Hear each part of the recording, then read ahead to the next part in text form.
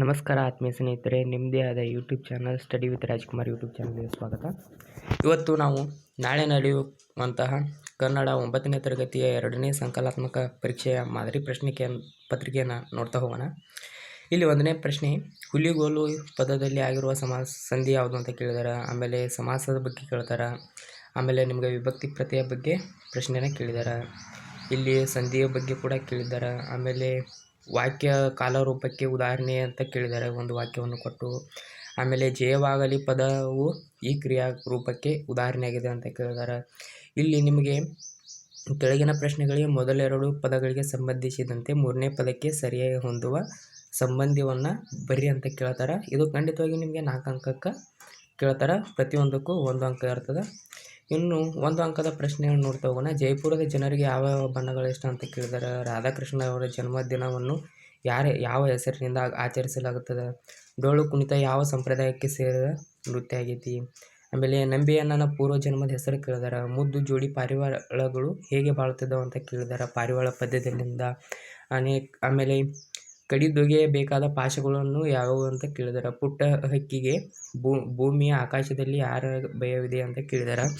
ಇನ್ನು 2 ಅಂಕದ ಪ್ರಶ್ನೆಯನ್ನೇ ನೋಡ್ತಾ ಹೋಗೋಣ. ಜಯಪುರದ ಮೀರಾಬಾಯಿ ದೇವಾಲಯ ಸೌಂದರ್ಯವನ್ನು ಕೇಳಿದ್ದಾರೆ. ಇದು ಮೋಸ್ಟ್ ಇಂಪಾರ್ಟೆಂಟ್ ಆಗಿರುವಂಥ ಪ್ರಶ್ನೆ. ರಾಧಾಕೃಷ್ಣನವರ ಶಿಕ್ಷಣದ ಮಹತ್ವವನ್ನು ಹೇಗೆ ವ್ಯಕ್ತಪಡಿಸಿದ್ದಾರೆ ಅಂತ ಕೇಳಿದ್ದಾರೆ.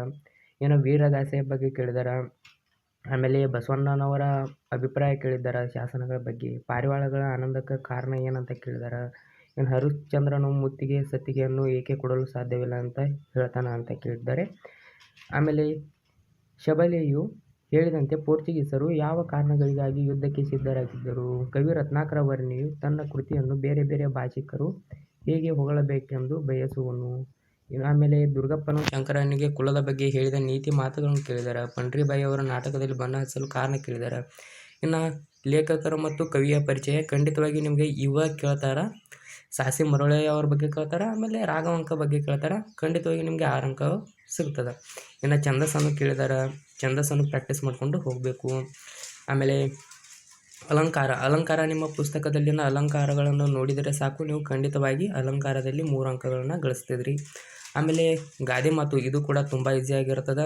ಗಾದೆಯ ಬಗ್ಗೆ ನೀವು ಸ್ವಲ್ಪ ಬರೆದಿರೆ ಸಾಕು, ನಿಮಗೆ 3 ಅಂಕಗಳನ್ನು ನೀಡ್ತಾರೆ. ಇನ್ನು ಪ್ರಮುಖ ಸಂದರ್ಭ ಸಹಿತ ಸ್ವಾರಸ್ಯವನ್ನು ವಿವರಿಸಿ ಅಂತ ಕೇಳ್ತಾರೆ. ಇವಂತೂ ಮೋಸ್ಟ್ ಇಂಪಾರ್ಟೆಂಟ್. ಇವುಗಳನ್ನ ನೀವು ನೋಡಿಕೊಂಡು ಹೋಗಿದ್ದೆ ಆದಲ್ಲಿ ಖಂಡಿತವಾಗಿ ನಿಮಗೆ ಅಂಕಗಳು ದೊರೆಯುತ್ತದೆ. ಇನ್ನು ಒಂದು ಪದ್ಯ ಭಾಗವನ್ನು ಕೊಡ್ತಾರೆ, ಅದನ್ನು ಪೂರ್ಣಗೊಳಿಸಿ ಅಂತ ಕೊಡ್ತಾರೆ. ಇಲ್ಲಿ ಕೊಟ್ಟಿದ್ದಾರೆ ನೋಡಿ. ನಂತರ ಒಂದು ಪದ್ಯ ಭಾಗವನ್ನು ಕೊಟ್ಟು ಅದರಲ್ಲಿ ಅಡಕವಾಗಿರುವ ಮೌಲ್ಯವನ್ನು ಸಾರಾಂಶ ರೂಪದಲ್ಲಿ ಬರೀರಿ ಅಂತ ಕೇಳ್ತಾರೆ.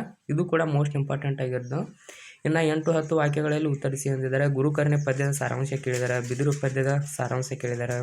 ಆಮೇಲೆ ರಾಜಾಡಳಿತದಲ್ಲಿ ರಾಮನ ಉಪದೇಶದ ಬಗ್ಗೆ ಕೇಳಿದ್ದಾರೆ. ಆಮೇಲೆ ಇಲ್ಲಿ ಒಂದು ಪ್ಯಾಸೇಜ್ ಇದೆ, ಪ್ಯಾಸೇಜ್ ನೋಡಿ ಉತ್ತರ ಬರೆಯಬೇಕಿತ್ತು. ನಂತರ ನಿಮಗೆ ಒಂದು ಲೆಟರ್ ರೈಟಿಂಗನ್ನು ಕೇಳ್ತಾರೆ. ಆಮೇಲೆ ಇಲ್ಲಿ ಎಸ್ಸೆಗಳು ಯಾವ್ಯಾವ ಅದಾವ ಅಂದ್ರೆ, ನಿಬಂಧಗಳು, ಏಷ್ಯನ್ ಕ್ರೀಡಾಕೂಟದಲ್ಲಿ ಭಾರತೀಯರ ಸಾಧನೆಯನ್ನು ಅದರ ಬಗ್ಗೆ ಕೇಳಿದ್ದಾರೆ. ಆಗ ಶಾಲಾ ಆವರಣ ಹಾಗೂ ಶೌಚಾಲಯದ ಸ್ವಚ್ಛತೆ ಬಗ್ಗೆ ಕೇಳಿದ್ದಾರೆ.